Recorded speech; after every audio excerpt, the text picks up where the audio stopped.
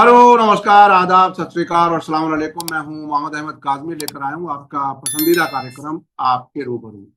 आज एक बार फिर हम सीनियर जर्नलिस्ट शेख मंजूर साहब से बात कर रहे हैं।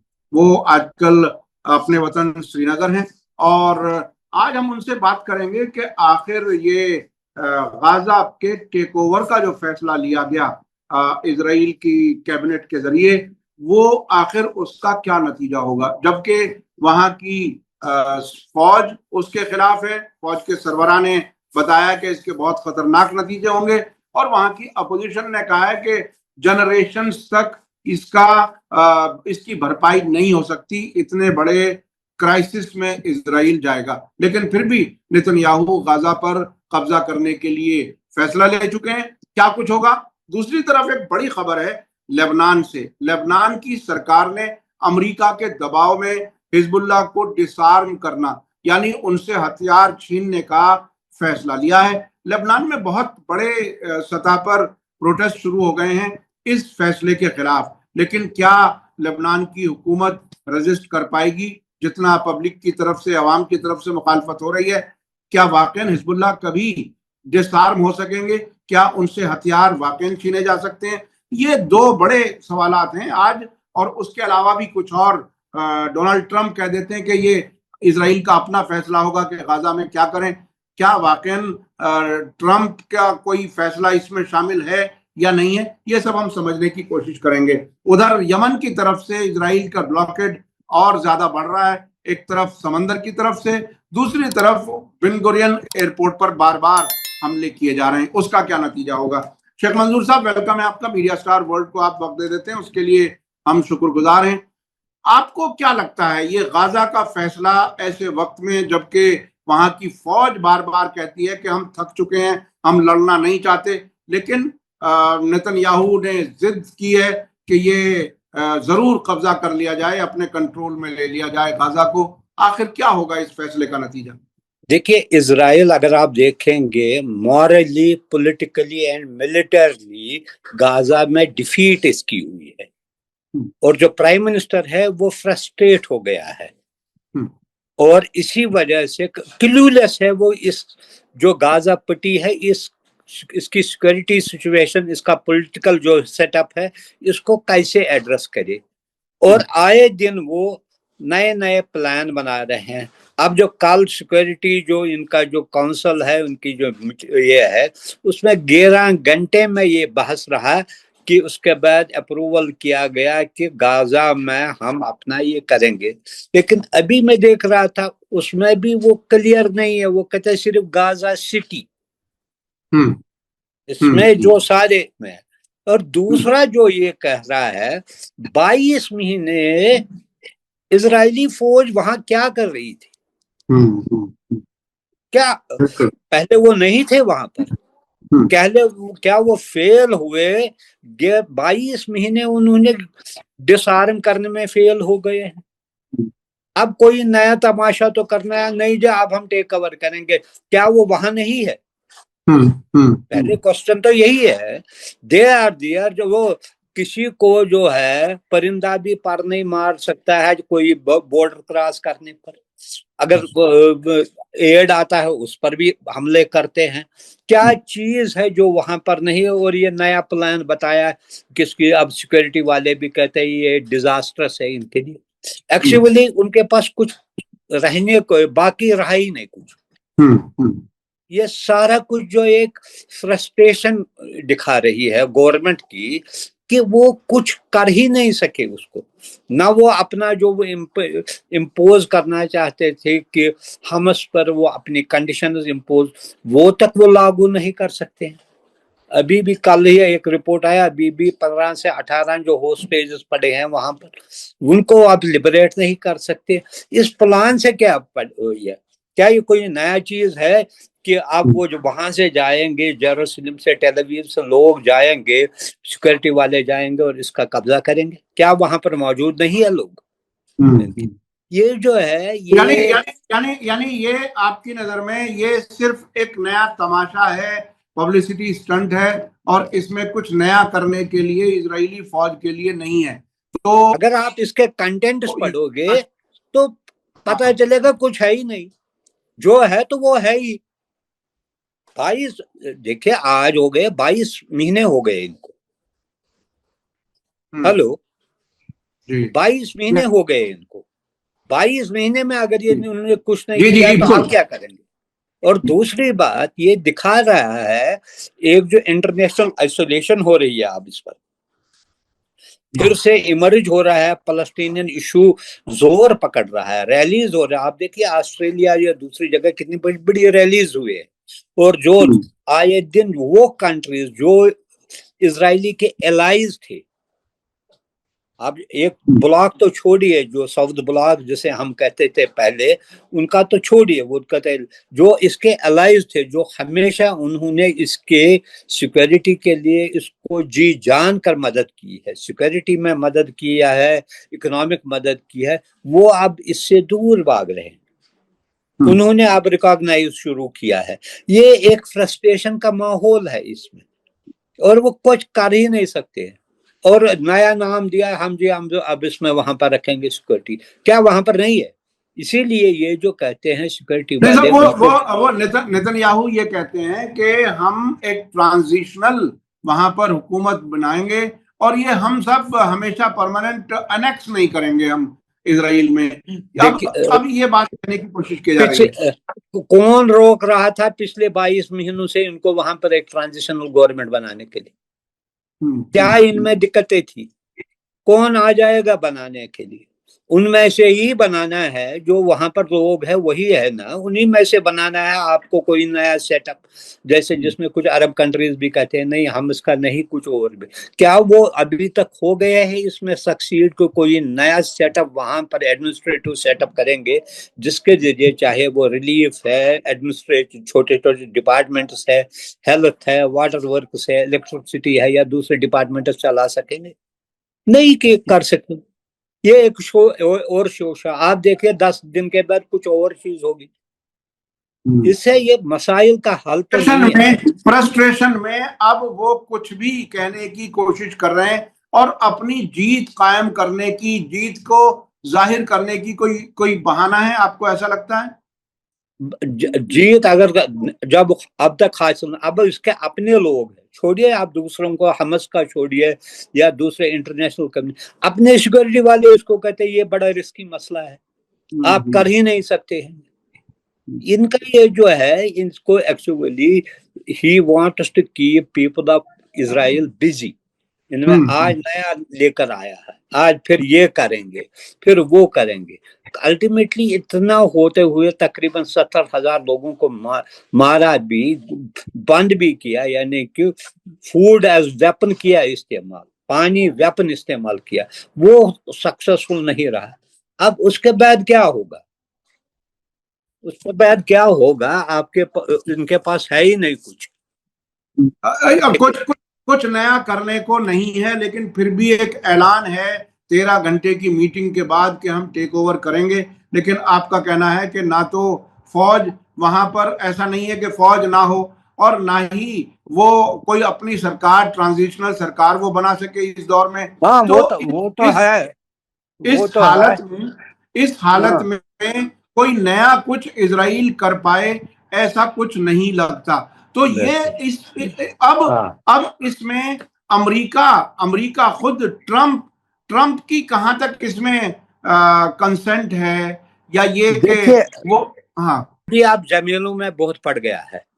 हाँ। उसने ये जो टैरिफ वार सारी दुनिया के साथ छीड़ी है, और दूसरी बात इसकी प्रायोरिटी अब बन गया है यूक्रेन, क्योंकि अब वो इसका जो स्पेशल रिप्रेजेंटेटिव वो ऑलरेडी पुतिन से मिला है। उम्मीद की जा रही है अगले हफ्ते शायद पुतिन और ट्रंप की मुलाकात भी होगी।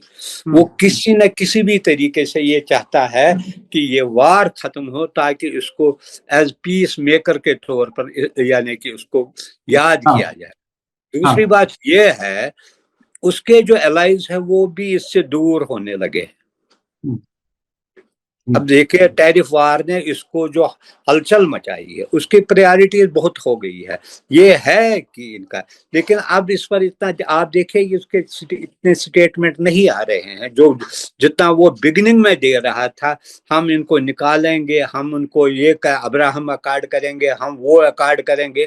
الٹیمیٹلی جب اس کو بھی لگا یہ ان سے نہیں ہو جائے گا، وہ دوسرا بڑا شروڈ آدمی ہے، وہ بزنس مین ہے، وہ دوسروں کی طرح جو اس کے پریویس پریڈیسیسرز تھے ان کی طرح ٹوٹلی وہ ان کو ملٹری یا اکنامک مدد بھی نہیں کرنا چاہتا۔ آپ دیکھیں اس کے اکنامک پیکیج جو اس نے اسرائیل کو دی اور اس کے پریڈیسیسرز نے جو دی، اس کا مقابلہ ہی آپ نہیں کر سکتے۔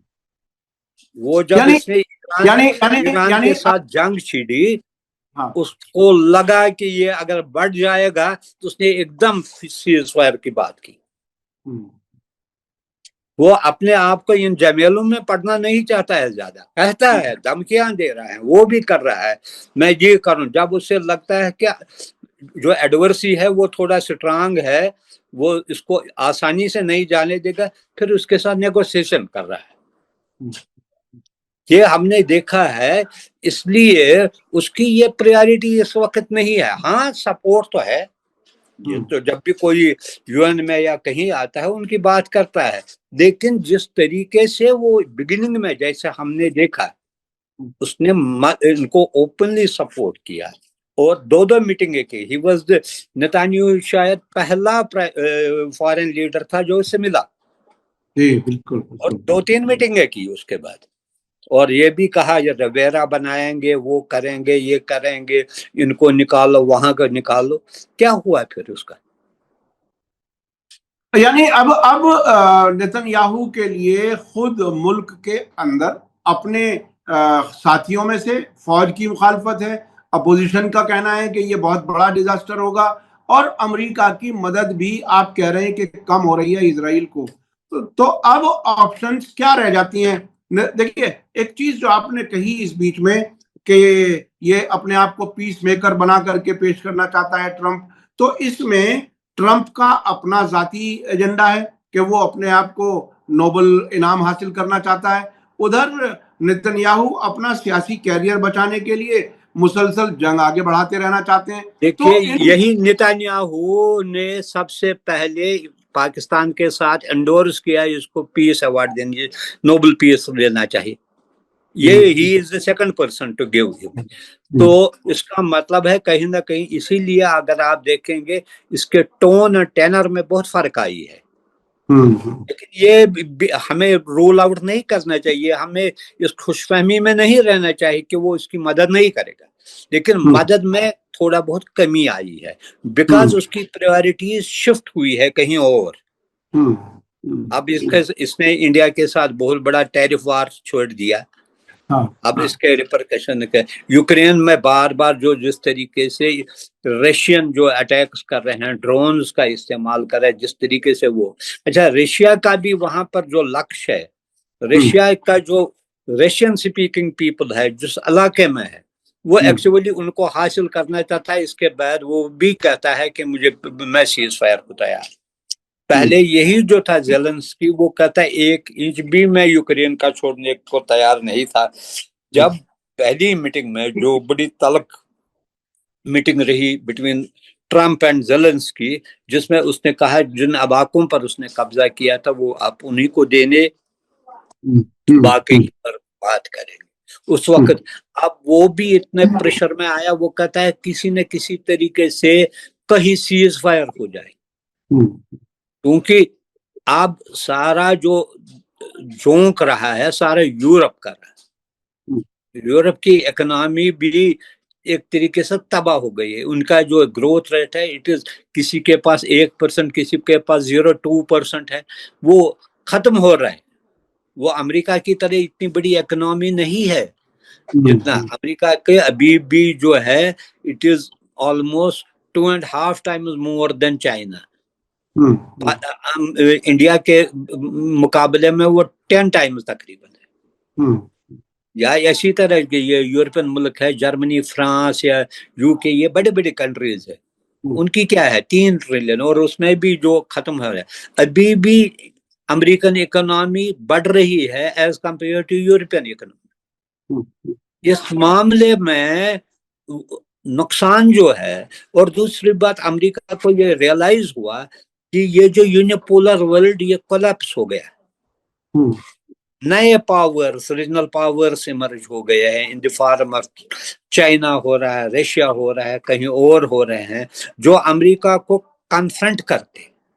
छोटे मुल्क भी, जैसे आपने देखा इवन कनाडा, ब्राजील, दूसरे कहते हैं नहीं हम करेंगे कन्फ्रंट आपको, हालांकि उनकी वो मिलिट्री ताकत इतनी नहीं है। और चाइना ने पहले कहा अगर 100 लगा हम 200 लगाएंगे, क्योंकि अमेरिकन इकोनॉमी का टोटल डिपेंडेंस है चाइनीज एक्सपोर्ट्स पर 30% के करीब, इसलिए वो उनकी प्रायोरिटी नहीं रही है। देख वो भी चाहते हैं कि इसको कहीं, और दूसरी बात जिस तरीके से वहां पर कत्ल गारत किया गया, खासकर जो एड पर बच्चों को मारा गया, इन पर बॉम्बिंग की है, कहीं न जितनी जलालत यूरोपियन कंट्रीज को हो गई इस मसले पर। इनको तो इनके बारे में सब उनको पता है, ये रुतलेस आदमी है, इनका कोई यानी कि उनके कोई नॉर्म्स ही नहीं है, ये तबाह करने पर तुले हैं।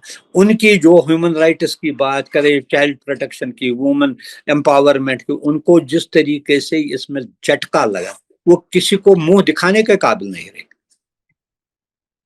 अच्छा, एक चीज आपने महसूस की होगी कि यूक्रेन जंग शुरू कराने में अमेरिका ने एक तरह से उकसाने का काम किया, जिसके नतीजे में ये जंग शुरू हुई, और इस जंग शुरू होने के नतीजे में यूरोपियन मुल्कों की इकोनॉमी बहुत बुरे हाल में पहुंच गई, और अब ट्रंप जो है वो यूरोप से एक तरह से दूरी बना रहे हैं और आपस में टकराव जैसी हालत है।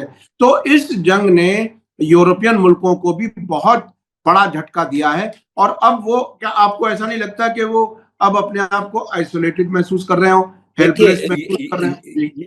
ये आपने बहुत अच्छी बात कही। पहले जब उठा उस वक्त बाइडन था, उन्होंने कहा जो 2014 में क्राइमिया जो एरिया है उसने खा लिया, उसके बाद इन्होंने कहा चूंकि 2020 तक, अभी भी तक जो जब से since the collapse of Soviet union से लेकर 2024-25 तक अमेरिका की टोटल डोमिनेंस रही वर्ल्ड पर। सोवियत यूनियन, रशिया खत्म हुआ था, इसके पास इकोनॉमी नहीं थी।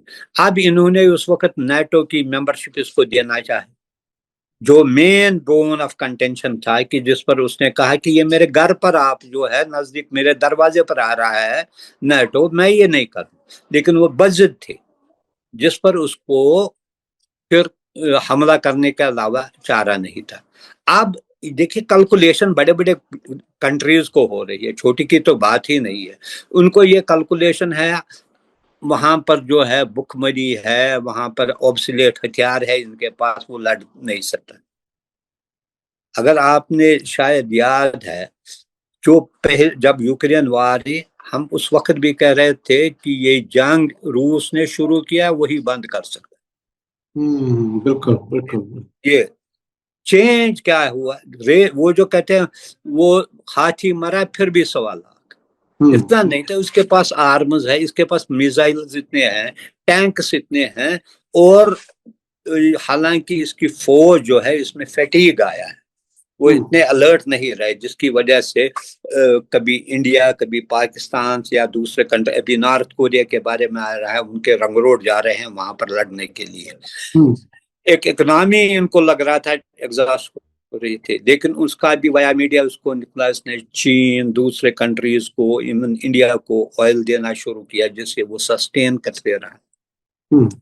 जबकि इसके बरक्स सारा कुछ जो था इनके आर्म्स एम्यूनिशन में देखा, अच्छा वो जो ये ईंधन की तरह होता है, जितना इसमें डालो इतना खत्म होता है, इसका कोई अंत ही नहीं है। और जिसकी वजह से पिछले 2 साल 2022 में ये शुरू हुआ, इनकी इकोनॉमी टोटल खत्म हुई।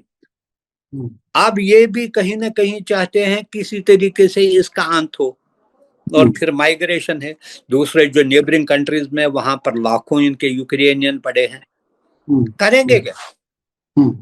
یہ کہنا وہاں بھی اتنا آسان نہیں ہے کہ جنگ بند ہو جائے اور ایک طرف تو وہ روس کو دھمکی دیتے ہیں ٹرمپ صاحب، دھمکی ومکی نہیں چلے گی، دھمکی نہیں چلے گی. روس کے ٹرمز اینڈ کنڈیشن ہو سکتا ہے اس میں سلائٹ موڈیفیکیشن ہو، وہ چلے گا.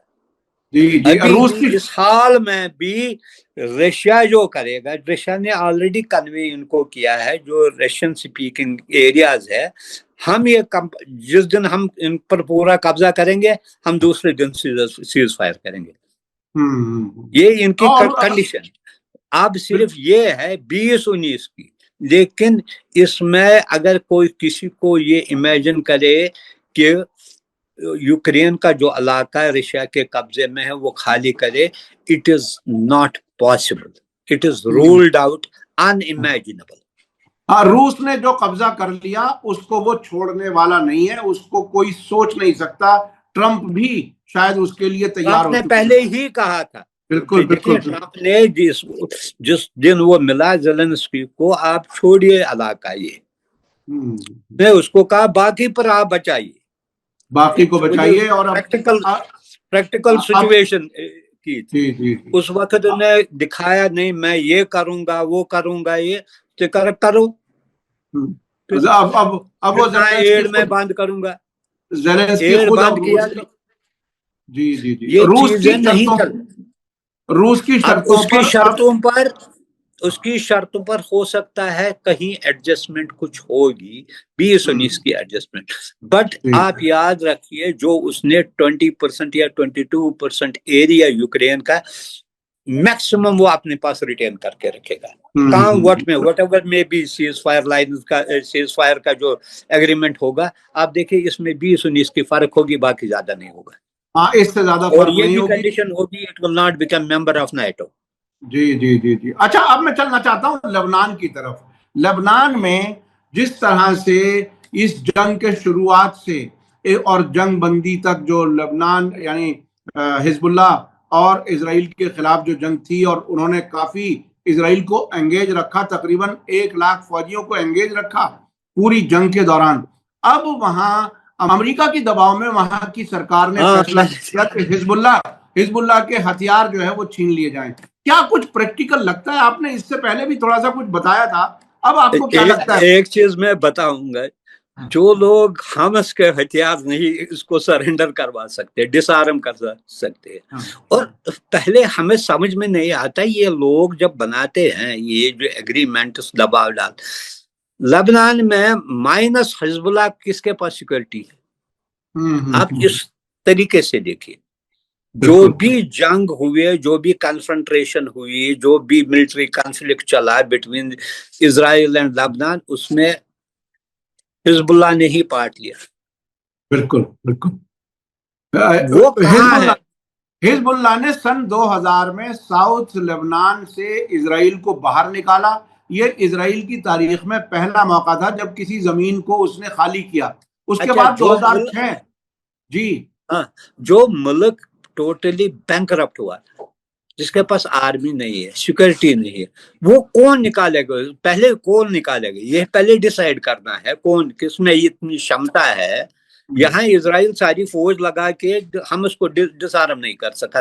یہ اسرائیل نہیں، وہ اس میں امریکہ بھی تھا، یورپین الائز بھی تھے، اس کو ڈس آرم، اور فیو عرب الائز بھی کہتے تھے اس کو ڈس آرم کرو. وہ ایک چھوٹی سے، اس سے فار مور بگر ہے ان پاور اسٹرینگتھ حزب اللہ. اس کو یعنی آپ کہہ رہے ہیں کہ لبنان کی سرکار، لبنان کی اپنی سیکیورٹی فورس یا لبنان کی فوج، اس میں وہ طاقت اور क्षमता ہی نہیں ہے کہ وہ حزب اللہ کے ہتھیار چھین سکے، انہیں ڈس آرم کر سکے. تو پھر اس فیصلے کے معنی کیا ہیں؟ یعنی جو لبنان سرکار نے یہ کیا، یہ لفاظیت ہے. آپ دیکھیے نا، پہلے دیکھیں گے اگلے 2-3 مہینوں میں کیا ہوگا. کون لکھا؟ کہاں سے آ جائیں گے وہ فوجی جو ان کے جو ٹھکانے ہیں، ان کے جو وہاں پر ملٹری انسٹالیشن، کون جائے گا؟ یعنی کسی کے بس کی نہیں ہے. اس کے لیے حزب اللہ سے ایک بڑی پاور ہونی چاہیے. हाँ, जो हिजबुल्लाह से भी बड़ी ज्यादा ताकत है वही हाँ, इसको निकाल सकता है। अब ये कहने में मैं भी कल कहूंगा कि इसको आप हिजबुल्लाह को आप डिसआर्म करो, ऐसे थोड़ी चलता है। तो मेरी ये उनके कहने से क्या होगा? तो इन्होंने ये नहीं कहा। यहाँ आप देखिए हूतीज का जो है सारे आलम में उसने यानी कि पागल किया लोगों को। इसको नहीं कर सके, इतने मिसाइल डाले, इतने बॉम्बर इस्तेमाल किए और लेटेस्ट वेपनरी इनके खिलाफ इसने फिर क्या खत्म हो गया? अब ऐसा अभी अभी अभी इस वक्त दम कर रहा है। हर एक इंडिविजुअली हर एक कंट्री कहती है उसके भैया हमें छोड़ो तो दूसरे को पकड़ो, अपने उसके इत्तेहादी भी है उनसे करो, मुझे छोड़ो। ये मामला इतना आसान नहीं है। और वो इसमें और हम इसमें ये फर्क है, वो गाजा में है जहां पर इजराइल का है, ये लेबनान है जो इंडिपेंडेंट कंट्री है जहां पर उनको दबाव नहीं है उसका। ये जो है ये जो वो कहते हैं ना डूबते को तिनके का सहारा की तरह करते हैं, शायद ये भी हो जाए क्योंकि वो कमजोर गए पिछली बार जो उन्होंने किया है, पेजर जो अटैक किया इसके बाद कमजोर अगेन से कमजोरी आती है। लेकिन इसको सिस्टम जो एक बार बन गया वहां पर जो दहाइयों से वहां पर काम कर रहा है वो कहाँ खत्म होगा? यानी यानी ना तो वो हमास को डिसआर्म कर सके, जितनी इन्होंने कोशिशें की हैं हमास को खत्म करने की, जो कोशिश जो उन्होंने टारगेट रखा था वो पूरा नहीं कर सके। उधर हूथी अंसारुल्लाह ने पूरी तरह से उनका समंदरी और हवाई एक तरह से घेराव किया हुआ है इजराइल का। यानी उन्होंने अब तो इंडियन ओशन तक में भी कह दिया है कि वो जहाज, वो कंपनियों के जहाज जो इजराइल के साथ कारोबार करते हैं, हम उनके जहाजों को टारगेट करेंगे, वो किसी भी नेशनलिटी के हों।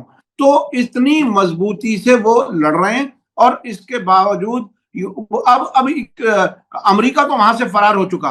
अमेरिका बहुत एक लंबी तारीख में पहला मौका है कि रेड सी में अमेरिका का अब कोई जहाज, कोई जंगी बेड़ा नहीं है। तो एक इतनी बड़ी कमजोरी होने के बावजूद ये ऊंची ऊंची छलांगें क्यों लगा रहे हैं? आखिर क्या होगा?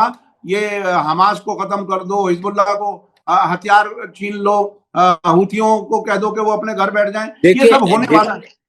देखिए अभी तक तो नहीं हुआ ना, अभी तक उनके साथ भी चल रहे हैं, कन्फ्रंट्रेशन उनके साथ भी चल रही है। तो लेकिन ये जब पहले हमस पर इनको फोकस करने दी, अगर वो वहां उनकी तो बात ही नहीं, वो उनसे हजारों किलोमीटर दूर है और वो इंडिपेंडेंटली ऑपरेट कर रहे हैं। वो किसी का मानता है अगर उनको थोड़ी बहुत रिलेशंस है वो इनको ईरान के साथ है, तो बाकी उनको ये नहीं है, उनको मानते नहीं है। उनकी वजह से ईरान की इंटरवेंशन की वजह से जब रेस्टोर हुए रिलेशन, तो जो वो कर रहे थे सऊदी अरब और यूएई के खिलाफ जो महाज था वो बंद हो गया, वो बंद हो गया। वरना जो भी ये है इतना आसान नहीं है ये चीजें करना, जो है प्रैक्टिकल होना चाहिए आदमी को। और प्रैक्टिकलिटी यही कहती है कि इन चीजों से हैंडल करना बहुत मुश्किल है। तो यानी नतीजे के तौर पर क्या ये कहा जा सकता है कि axis of resistance Iran plus Hamas, Hezbollah, Houthi Ansarullah, ये एक तरह से बहुत मजबूत हालत में है। लेकिन दूसरी तरफ मैं इसको ये कहूंगा, देखिए ये जो आपने जिक्र किया यानी कि ग्रुप्स का जिक्र किया, कभी कभी ऐसे सालात आते हैं डॉर्मेट पड़ते हैं लेकिन खत्म नहीं होते। ये पहली बार है, ये रहेगा इन द फॉर्म ऑफ, आज एक फॉर्म में रहेगा, कल दूसरे फॉर्म में रहेगा, तीसरा कोई नाम आ जाएगा या यही नाम रहेगा। ये चीजें इतनी, बिकॉज जो गोल होता है इट इज टोटली डिफरेंट। वो गोल और एक ग्रुप होता है, लोगों में एक जज्बा होता है इस गोल को हासिल करने के लिए है। वो बाद में डिसाइड करेगा इंटरनेशनल कमेटी उनका सही है या गलत है वो तो। लेकिन जहां लोगों के, वहां के लोगों में एक जो जज्बा है जिसके लिए वो लड़ रहे हैं, वो खत्म नहीं होता है, इतना आसानी से खत्म नहीं होता है। उसके लिए ہر ایک چیز کو نیگوسیشن، پیسفل نیگوسیشن، ان کو انگیج کرنا، ان کے جو ایسپریشنز ہیں ان کو کسی حد تک ایڈریس کرنا، اسی سے یہ چیزیں ختم ہوگی۔ اس کی دو مثالیں میں آپ کو بتاؤں گا۔ امریکہ نے 22 سال افغانستان میں لڑا، الٹیمیٹلی ان کے دہا میں جو ہے نیگوسیشن چلے، اور یہ بھی ہوا کہ فائنلی ان کو انخلا کرنا پڑا وہاں سے، اور اب افغانستان جیسا بھی ہے تیسا ہے، انڈیپینڈنٹ ہے، کسی کو وہاں پر وائلنس نہیں ہو رہی جو وہاں پر آئے دن بلا سے۔ اب دوسری بات یہی ہوتیز کا جو ہے، ہوتیز نے جب سے چاہے سعودی اور انہوں نے سیز فائر کیا، ایک گن شاٹ بھی نہیں ہوا، آئے دن ورنہ حملے ہوتے تھے، کبھی بھی ایئرپورٹ پر، کبھی پیٹرولیم انسٹالیشن پر ہو رہا ہے، بند ہو گیا سارا۔